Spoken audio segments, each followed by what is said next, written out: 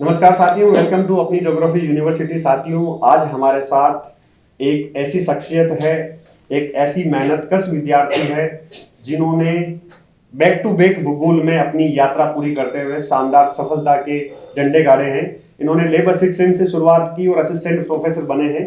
तो पंकज अभी assistant professor बने हैं। पंकज, आपको बहुत बधाई, शुभकामनाएं। बहुत बहुत धन्यवाद सर। और ये पंकज नहीं, ये डॉक्टर पंकज है ना। इन्होंने अभी पीएचडी भी हाल ही में पूरी की है।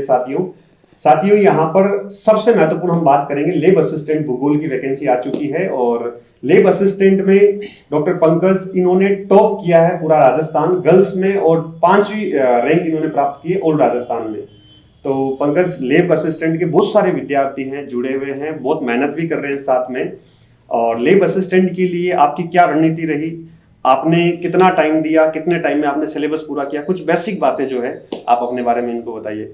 और पंकज जो है नेचवा सीकर से हैं, अभी फर्स्ट ग्रेड पोस्टेड हैं और हाल ही में इनका असिस्टेंट प्रोफेसर में सिलेक्शन हुआ। साथियों प्लीज पंकज।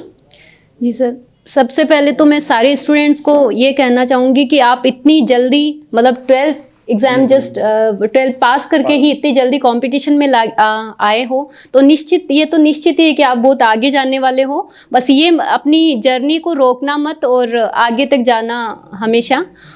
पर आपकी शुरुआत के लिए मेरी तरफ से जितनी हेल्प बन पाती है मैं करूँगी ज़रूर। सर से भी कांटेक्ट कर लेना।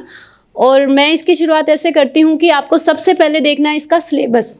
बिल्कुल, कि सिलेबस भी जारी कर दिया गया है, तो इसका सिलेबस मोस्टली मैंने देखा है कि एनसीईआरटी बेस्ड ही था जब मैंने तैयारी की थी, तभी की सेम पैटर्न है। ओके, तो एनसीईआरटी के जो चैप्टर्स है, इवन सिलेबस के पॉइंट्स भी वही है जो एनसीईआरटी के चैप्टर का नाम है। तो आधा तो आपको अंदाजा सब उसके हेडिंग से ही लग जाएगा कि क्या चीज़ है।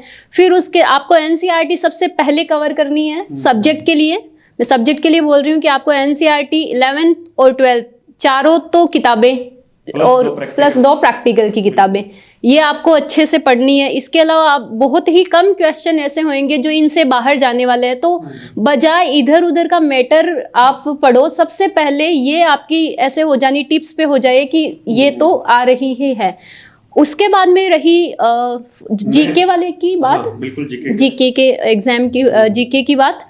तो जीके में आपको एक 9th और 10th क्लास में बुक्स चलती है। मेरा ये मानना है कि 12th के बेसिस, ये 12th बेस्ड एग्जाम है, तो इसमें वो उन किताबों से भी क्वेश्चन आ रहे हैं। तो आरबीएसई बोर्ड की जो आरबीएसई, हाँ, वो शौर्य परंपरा करके किताबें आते हैं, वो किताबें आपको जीके के लिए सबसे पहले आप किताबी लेवल से ये शुरू करें। एनसीईआरटी की किताबें और आजादी शौर्य परंपरा 9th और 10th की जो किताबें हैं उनसे आप, उनमें कंटेंट बहुत अच्छा है और शॉर्ट में है। हाँ, आप चाहो उनके नोट्स भी बना सकते हो।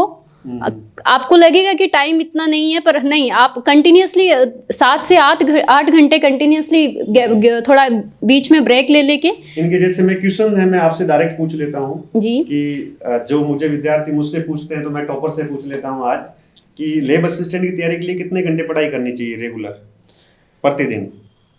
सर एज पर्टिकुलर तो 7 से 8 घंटे अगर आप कंटिन्यूसली अच्छे, वो देखो डिपेंड करता है कि आप भले 12 घंटे बैठे रहो, लेकिन आपने उसमें पढ़ाई में कितना टाइम दिया है वो इम्पोर्टेंट होता है। यस, इफेक्टिव स्टडी आपने कितनी की है? इफेक्टिव स्टडी 7 से 8 घंटे अगर आप करते हो तो मोर देन सफिशिएंट है ये। बिल्कुल बिल्कुल सही है।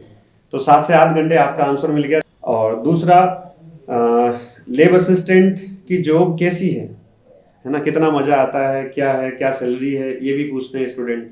और ये कॉलेज एजुकेशन की है, आपने भी कॉलेज में ज्वाइन किया था। आपको सबसे ज़्यादा फायदा इसका ये मिलेगा कि आप हमेशा मोटिवेट, मैं कॉलेज में गई, मुझे ये असिस्टेंट प्रोफेसर वाला जो सफ़र मैंने तय किया, वहाँ से आप कॉलेज में जाओगे लैब असिस्टेंट बन के, आपको हमेशा मोटिवेटेड रहोगे। और वहाँ पे सच कोई बहुत ज़्यादा काम नहीं है, तो आप अपने आगे के जो भी आपका ड्रीम होए या वहीं पे आपके ऊपर डिपेंड करता है, आप आराम से वहाँ पे कर सकते हो। ईजी गोइंग जॉब है। और तो असिस्टेंट प्रोफेसर के लिए वहाँ से रोज प्रेरणा मिलती है। बिल्कुल, वहाँ और आगे बढ़ना है। जी सर, वहाँ पे आपको हमेशा प्रेरित रहोगे, ये सबसे अच्छा वहाँ की बात है। और कॉलेज एजुकेशन में जा रहे हो तो कॉलेज एजुकेशन में तो वैसे ही सब माहौल अच्छा ही है। और इनका एक क्वेश्चन ये भी आता है कि सर वैकेंसी का लंबे समय से इंतजार कर रहे थे और वैकेंसी इतनी टाइम बाद आई है, तो बीच में बहुत सारे स्टूडेंट डीमोटिवेट हो जाते और तनाव में आ जाते, तो इससे कैसे बाहर निकले? कुछ 2 लाइनें आप। डीमोटिवेशन तो आप में, क्योंकि आपने मैंने बार बार मैं एक ही चीज़ पे फोकस करती हूँ कि जब आपने टारगेट खुद डिसाइड किया हुआ होता है तो डीमोटिवेट होने की ज़रूरत ही नहीं होती है। फिर भी आपको लगे तो आप कुछ मोटिवेशनल, बहुत सारे है ऐसे नहीं कोई मोटिवेशनल स्पीकर आएगा उसने कह दिया तो आप उसकी बात मान ली, नहीं।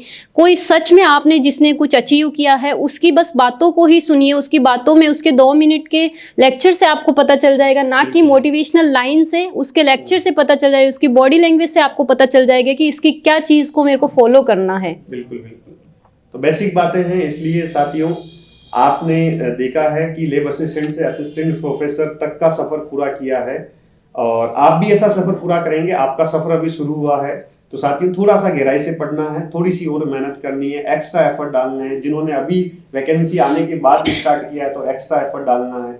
और मान लो आम विद्यार्थी जो पहले से तैयारी कर रहा है वो मान लो 7-8 घंटे पढ़ रहा है तो 2 घंटे आपको ज्यादा पढ़ना है, इफेक्टिव पढ़ना है, सूट में पढ़ना है, शॉर्ट नोट्स बनाना है। जैसा कि पंकज ने कहा कि आप जो एनसीईआरटी उसके भी शॉर्ट नोट्स बना सकते हैं और आपके पास सबके पास वैसे शॉर्ट नोट्स पहुंच चुके हैं, उन सबको आप पढ़ भी रहे हो। ठीक है साथियों, तो ये बेसिक बातें हैं, इनका ध्यान रखना है। और एक चीज सर मैं और बोलना चाहती हूँ कि बहुत सारे बच्चे, जैसे सर ने आपने टाइम पीरियड की बात बोली तब मैं कि 7 से 8 घंटे पढ़ना चाहिए और ये सब, मेरा ये मानना है कि आप ठीक है 2 घंटे पढ़ रहे हो लेकिन 2 घंटे कंटिन्यूसली पढ़े, उसके बाद फिर से मोबाइल चलाने लग गए। आपकी आंखों को, आपके माइंड को रिलैक्स देने के लिए आप मतलब फ्री होते ही है नहीं कि मोबाइल में लग गए। आप थोड़ा आंखों को रिलैक्स कीजिए, आप नीचे गर्दन करके लाइब्रेरी में बैठे हो तो आप गर्दन झुका के आंखें बंद करके ऐसे मतलब आंखों को और माइंड को रिलैक्स करके फिर अपने जो भी अपना इनपुट टाइम होता है उसको शुरू करो, ना कि मोबाइल चलाते हुए या बीच में कि ये वीडियो देख रहा हूँ। मन को ये लगेगा कि नहीं मैं पढ़ाई ही कर रहा हूँ, मोबाइल से भी पढ़ाई कर रहा हूँ, पर कहीं ना कहीं वो आपका स्टडी टाइम है उसमें उतना आउटपुट नहीं आता। बिल्कुल आउटपुट नहीं आता है और एकाग्रता भंग हो जाती है। यस सर, आपकी एकाग्रता भंग हो जाती है, बहुत बड़ी बात की है साथियों। और ये सबकी सबसे बड़ी बीमारी की बात जो है पंकज ने लास्ट में कही है कि इससे थोड़ा सा बचो आप, क्योंकि पीस ऑफ माइंड बहुत जरूरी है। आप पढ़ रहे हो, मेहनत कर रहे हो, उसके बीच में थोड़ा सा गैप आए तो मोबाइल में मत जाओ आप। सब लोग तुरंत व्हाट्सएप और सोशल मीडिया खोल के देखेंगे क्या अपडेट है, तो उसमें मान लो कुछ अपडेट आया तो वो अपडेट आपके माइंड में चलेगा, ना कि जो आपने पहले पढ़ा है वो आपके माइंड में चल रहा है। तो जो आपने पहले पढ़ा है वो स्किप हो जाएगा, अब आपके माइंड में क्या चल रहा है जो आपने बीच में गैप में मोबाइल में देखा। तो ये वास्तव में बहुत बड़ी बात कही साथियों, उसको गंभीरता से लेना। और ये सब लोग बोलते भी लेकिन हम गंभीरता से लेते नहीं है कि ठीक है अभी हमने बोला है, अभी पंकज ने बोला है, आप 2 दिन याद रखोगे, तीसरे दिन वापस वही आदत में आ जाती है। ठीक है, ऑनलाइन कंटेंट भी होता है, बहुत सारी चीजें देखने की होती है, लेकिन आप अपने जो भी दिन का एक तो सुबह उठते ही टारगेट बनाओ कि ये चीज मुझे आज के दिन में खत्म करनी है। आप मोबाइल पे ऑनलाइन कंटेंट तब देखिए जब आपका वो टारगेट पूरा हो जाता है कि आप शाम को, ठीक है आपने दिन में बुक से पढ़ाई कर ली, अब आप शाम को देखो कि ऑनलाइन कंटेंट क्या क्या आया है, फिर सुबह की स्ट्रेटेजी उसके हिसाब से बनाओ कि अच्छा मार्केट में ये चीज नहीं आई है, बच्चे और ये वाली चीज पढ़ रहे हैं, अब मैं उसको टारगेट को आप रीशेड्यूल कर सकते हो। बिल्कुल, तो साथियों ये कॉमन बातें हैं, इनका ध्यान रखना है, कितने घंटे पढ़ना है, कितना सोना है और जो है मोबाइल से कितनी दूरी रखनी है। और समय पर्याप्त है, समय ज्यादा भी नहीं है, समय कम भी नहीं है, पर्याप्त समय है, अच्छे से मेहनत करो। सबके पास, आपके पास कंटेंट है, एनसीईआरटी आपके सामने है और अभी तेजस क्रेश कोर्स में भी हम खूब मेहनत कर रहे हैं, जम के मेहनत कर रहे हैं और भी पूरी ताकत इसमें हम लगाएंगे, अपनी तरफ से कोई कमी नहीं रहेगी। बस आप जो है एक हौसला बना लो कि मुझे बस, जैसे कल मैंने 100 दिन का पूरा प्लान बनाया था कि ऐसे ऐसे आपको 4 बार एग्जाम तक रिवीजन करना है। अगर उस टारगेट को आपने ले लिया तो आराम से रिवीजन हो जाएगा, उस शानदार रिवीजन हो जाएगा, आपको कॉन्फिडेंस आ जाएगा। ठीक है, अच्छे से मिलकर करते हैं इसको।